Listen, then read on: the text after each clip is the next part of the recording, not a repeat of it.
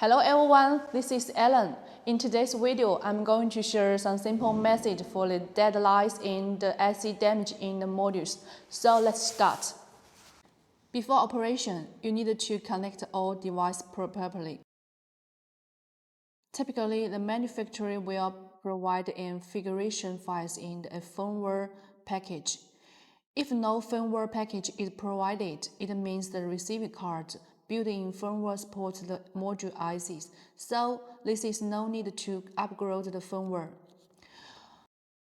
Open the LDset software.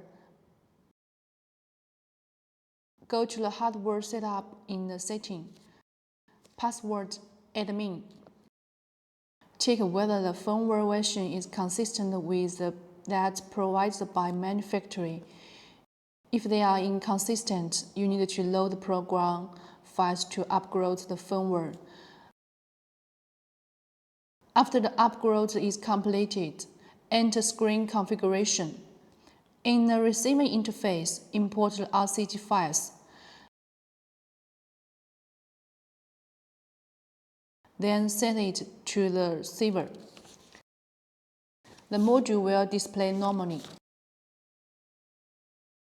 So, how to check the dead pieces and IC damage in the module? Here is a testing tool. Use the testing tools to switch the display color of the module. If the module has dead pixel, the dead pixel will appear black. And if there is an entire area of black lights or abnormal display, it can be judged that the IC is damaged. And if you can use the color bar test and the grid test to check the display condition of the module.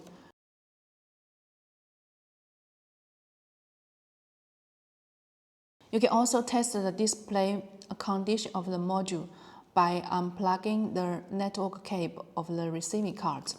After unblocking the network cable, the module will be full black. Press this black button to test the module's display function.